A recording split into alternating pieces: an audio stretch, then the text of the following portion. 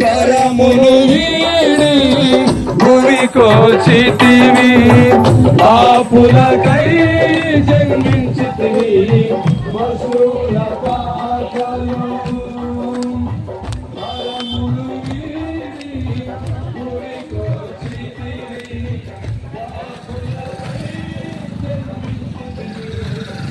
పశువుల పాకలో